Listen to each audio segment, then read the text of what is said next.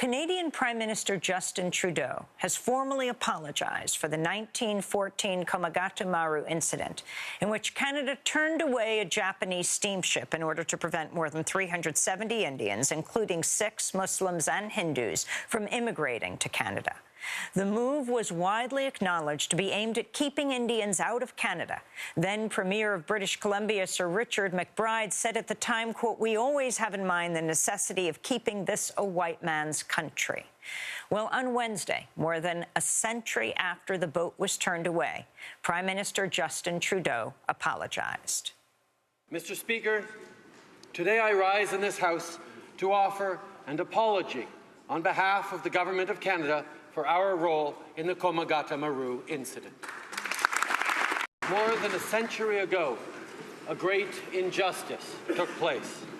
On May 23, 1914, a steamship sailed into Burrard Inlet in Vancouver. On board were 376 passengers of Sikh, Muslim, and Hindu origin. Those passengers, like millions of immigrants to Canada before and since, came seeking better lives for their families, greater opportunities, a chance to contribute to their new home. Those passengers chose Canada. And when they arrived here, they were rejected. No words can erase the pain and suffering they experienced. Regrettably, the passage of time means that none are alive to hear our apology today.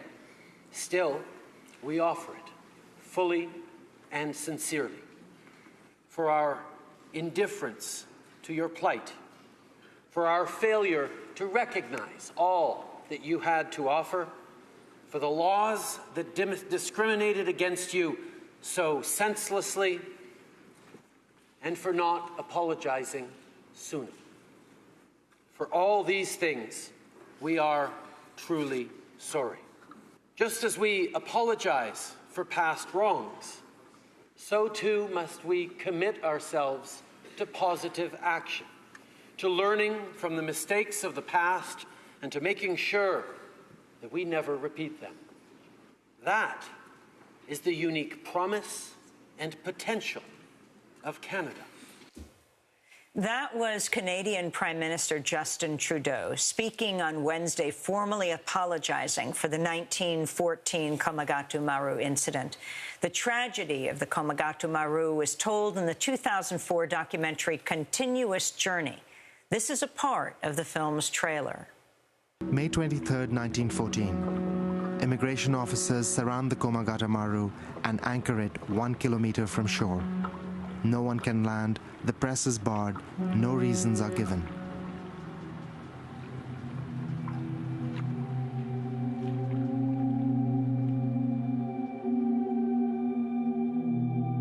Who are these men? They are farmers, at sea for 2 long months. They are British subjects, finally reaching the shores of a British dominion. They believe they can go anywhere in the empire. One of the most powerful myths of the British Empire promoted by imperial interests was the assertion that all British subjects are equal within and throughout the empire. The attempts by Canada to exclude South Asians from entering had the potential to explicitly explode that myth. There couldn't really be an open policy of exclusion. It had to be a concealed one. It had to be one that could be denied. In 1908, Prime Minister Laurier asked a young bureaucrat, Mackenzie King, to design such a veiled policy. Mackenzie King was clear in his confidential report. That Canada should remain a white man's country is believed to be not only desirable, but highly necessary on political and social grounds. That was part of the trailer for the award-winning documentary on Komagata Maru incident called Continuous Journey. For more, we're joined here in Toronto, Canada, by its director, Ali Kazemi. He's a filmmaker, writer, scholar, and visual artist. He's also the chair of the Department of Cinema and Media Arts at York University and author of the book Undesirables, White Canada and the Komagata Maru. On Wednesday. Ali Kazemi was in the audience when Canadian Prime Minister Justin Trudeau formally apologized. Ali, welcome to Democracy Now! Thank you for having me. Talk about the significance of the Canadian Prime Minister's apology 100 years after what took place. I think it's significant. We just heard over and over again in the clips and in your quote that Canada was imagined as a white man's country. And that assertion was repeated during the debates in the House of Commons 100 years ago and even before that. So from 1867 to 1967, I assert that Canada had what was effectively a whites-only immigration policy. And one of the instruments of keeping the country a white man's country was the continuous journey regulation, which prevented the Komagata Maru. Why was it called continuous journey? You had to come by continuous journey from your country of nationality or origin. And this was specifically designed for South Asians because, remember, at that time, Canada was part of the British Empire. And what the imperial authorities were worried about is that if Canada denied fellow British subjects, Indians, the right to enter, India would go up in flames. This was a very real fear. So a policy had to be designed that was veiled. So Mackenzie King, who later became Canada's longest-standing prime minister, designed a policy which said you just had to come by continuous journey. It made no mention of race or nationality, and therein lies its brilliance. And therefore, it's been ignored by historians as being an instrument of racial exclusion. At the time of the Komagata Maru incident in 1914, Malcolm Reid was the Dominion immigration agent, Canada's West Coast gatekeeper. He laid siege to the Komagata Maru. The man who had appointed Reid and gave him orders resided in Ottawa, federal member of Parliament H.H. Stevens. In this clip from Ali Kazemi's documentary, Continuous Journey, we begin with an actor recreating H.H. Stevens' views on Hindus. H.H. Stevens. The Hindu never did one solitary thing for humanity in the past 2,000 years and will probably not in the next 2,000. H.H. Stevens was a strong opponent of Asian immigration. And of course, his voters supported his position. It was absolutely a part of the nation-building project for Canada, both to say, these are people who can become Canadian, these are people who cannot. That's part of how we define ourselves as a nation. And on top of that, to say, and we have the power to exercise that. I want to go to another clip from the documentary Continuous Journey. Here, we learn how Canada discriminated against particular immigrants depending on their alleged desirability. Panic had been building in Vancouver since the early days when shiploads of Indian immigrants started arriving. The authorities did everything they could to discourage them from settling in Canada. It was very clear that politicians were talking about a white Canada policy. It was proclaimed every day in newspapers. It was proclaimed in Parliament. John A. Macdonald, in one of his first speeches to Parliament, got up and said, Canada is a white man's country. We will create immigration policies to create a white man's country. The anti-Asian riots in 1907 forced the Laurier government into action. But it had to be careful. Canada was still stuck in the empire. Canada, as such, doesn't control its own foreign policy. To understand, then, what measures Canada takes regarding the entry of foreign nationals into Canada itself, you have to take into account how Britain would view those policies in terms of its larger imperial interests. China at that time was, on the international scene, a weak state. And Chinese citizens, to get into Canada, were obliged to pay a head tax. And this exclusion by head tax was insulting. But because the Chinese didn't have the diplomatic weapons to counter that, that's what Canada did. That's a clip from the film Continuous Journey. Ali Kazemi, the director, filmmaker, writer, scholar. Continue on what we just heard. Also interesting as they talk about Hindus. In fact, the vast majority of people on this boat were not Hindu, but Sikh. That's right. And I think the term Hindu was used to describe people from India at that point. It was a distinction made because to avoid confusion between the indigenous peoples of Canada, the so-called Indians at the time, and so anyone coming from South Asia who was brown, who wore a turban, and many South Asians who were not Sikhs also wore turbans at that point, were simply labeled as Hindus. So talk about how you got interested in this, Ali. I came to Canada in '83, and when I arrived at the airport, the immigration officer took me aside for interrogation. I came here as a foreign student to attend York University, where I'm the chair now. And one of the things he said to me after interrogating me was, the only reason I'm letting you into my country is because you speak such good English. And I thought, wow, this is an interesting moment. The power of the immigration officer as a gatekeeper was driven home. And then as I tried to make Canada my home, I was trying to see how do I fit into this Canadian landscape. In exploring early Canadian immigration history, I found the answer to the question, if Canadians see themselves as inclusive, multicultural, always, why do the Canadian demographics don't reflect that? Because largely Canada is still a white country with increasing diversity, but that hasn't always been the case. And that took me to all these politely referred to as exclusionary policies, which were in fact racist immigration laws. So let's get to the end of what happens. I'm going to go back to your documentary, Ali Kazemi, Continuous Journey. And here we learn how the Komagata Maru incident ends, with some 26 people killed and more than 24 passengers listed as missing. On September 26th, 2 months after heading out from Vancouver, the Komagata Maru reaches the coast of India. As I travel through what used to be East Bengal, now Bangladesh, I can't help thinking about their return.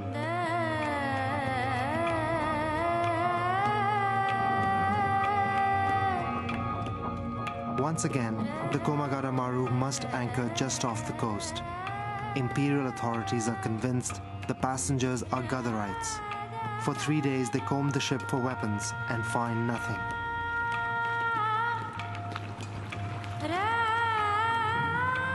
On the 29th of September, the ship is diverted to the town of Bajbaj, 27 kilometers short of its final destination, Calcutta.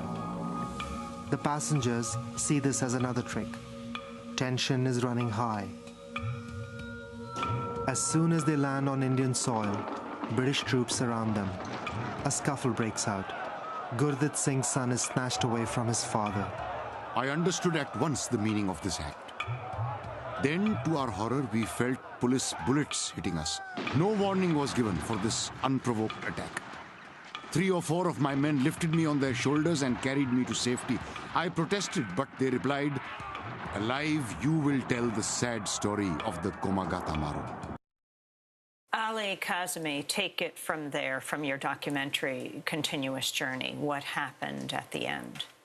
In the end, many of the people on the survivors after the shooting were arrested. Many were treated as seditious revolutionaries. And explain exactly where the shooting happened. The shooting happened in the village of Bajbaj, which is 26 kilometers away from Calcutta, the port of Calcutta, where the ship was sent back.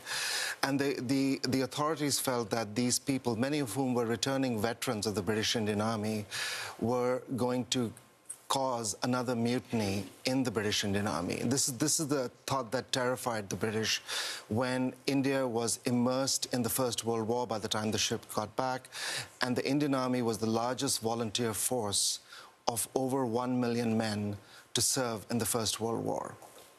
And the British couldn't afford to lose India, nor could they afford to lose this immense force on their side in the First World War. Meanwhile, in Canada, the continuous journey regulation, which was used to turn the ship away, was an absolute regulation. I mean, we had something called the Chinese Exclusion Act, which mirrored what happened in the U.S. But the Chinese Exclusion Act was not as absolute as the continuous journey regulation, which effectively blocked immigration from Canada till 1948. And Canada did not drop its race-based immigration laws till 1967.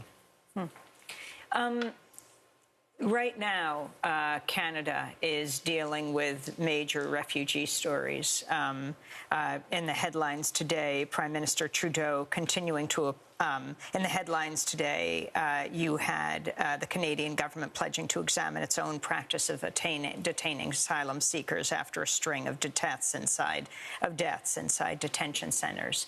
Can you relate the two? Absolutely. I mean, one of the things that happened with the Komagata Maru was that the passengers were detained outside the rule of law. For 2 months. They suffered what is happening to the detainees right now who are being held in indefinite detention outside, without due process. Women and children are being held in detention in Canada. The same thing happened on the Komagata Maru. There were women and children on board the ship who were driven to the edge of thirst and starvation deliberately by the immigration authorities. There are many patterns that continue to this day. Canada, for example, has signed an agreement with the United States called the Safe Third Country Agreement, which says that refugees must come by direct journey from their country of persecution to Canada, and if they don't, they will have to seek asylum in the safe third country that they pass through. The vast majority of refugees to Canada come through the U.S. border. And now, by blocking the border since 2003, Amnesty International has condemned Canada for the Safe Third Country Agreement, which has led to a massive drop, a huge drop in refugee applications to Canada. So the continuous journey regulation, on the one hand, has been apologized for, but there are echoes of it in ongoing Canadian immigration and refugee policies. Now, Ali Kazmi, if you asked most Canadians about this apology on Wednesday, they might not even have noticed, because it's been subsumed by another apology, an incident that happened on the same day in the Commons, where you were, a reception then taking place where Prime Minister Trudeau was, and that's what happened with Prime Minister Trudeau trying to manhandle a Conservative member of the Parliament and trying to get him to sit down so they could vote on assisted dying. And when he was doing this, he inadvertently elbowed a female member of the Parliament. And this has just subsumed all the coverage of everything, it seems, right now in Canada. You were there when Prime Minister Trudeau said to you this would probably happen to the group of you at the reception for this apology. Yeah, I was invited to be one of the witnesses to the apology, and then as the day progressed, we went from one event to the other. The day ended with a reception at which the Prime Minister came. And we had, by this time, totally lost track of what was happening in the House. He then proceeded to apologize and allude to an event that had happened in the House, which he predicted would take over the news of the apology. And then he, in turn, apologized again and said, I regret that this has happened, and I'm going to be at the center of this, and this is going to take over what we've just achieved today. And he was quite prophetic about it, and there we are, you know. How important is it for Canadians to know what took place a century ago? I think it's extremely important for Canadians to know what took place a century ago, because this is not just South Asian history, it's Canadian history.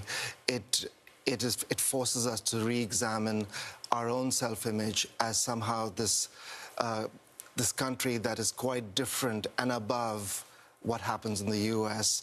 Race makes people incredibly uncomfortable in Canada, and any idea that these kind of incredibly racist and deliberately designed laws existed in the country is still not widely known in Canada. And one of the things about the apology was that, you know, in an apology, both sides have to know what happened. Do you see this as Canada's voyage of the damned, the MS St. Louis, which took 900 Jews away from Nazi Germany. They tried to get into Cuba. They were denied entry. They tried to get into the U.S. They were denied entry. And they also tried to get into Canada. Yes, and the St. Louis was the second ship to be turned away, the first being the Komagata Maru. So this was the pattern that Canada has in its history, and it's a pattern based on the notion of white superiority, and that Canada has to confront and has to face head-on, and we haven't done that so far. The apology goes some part in addressing that. I'm glad the Prime Minister did not stop at just that this was just about this one incident. I'm glad that he acknowledged that there were discriminatory laws. And I think what was even more important for me, that the leaders of the opposition took it a step further, and they said that these were, let's name it, these were racist immigration laws. And so the idea of race entered the House of Commons and was talked about. That pleased me. And the leader of the NDP then connected it to what happened to a shipload of Tamil refugees who came 4 years ago on a ship called the MV Sansi, who were subjected to very similar conditions beyond the rule of law by the then Conservative government. They were put in hazmat suits, they were denied access to lawyers, they were detained indefinitely, they were denied access to the press. This is exactly what happened to the Komagata Maru. I want to thank you, Ali Kazmi, for joining us. Filmmaker, writer, scholar, visual artist. He's the chair of the Department of Cinema and Media Arts at York University. His book, Undesirables, White Canada and the Komagata Maru. We'll be back in a minute.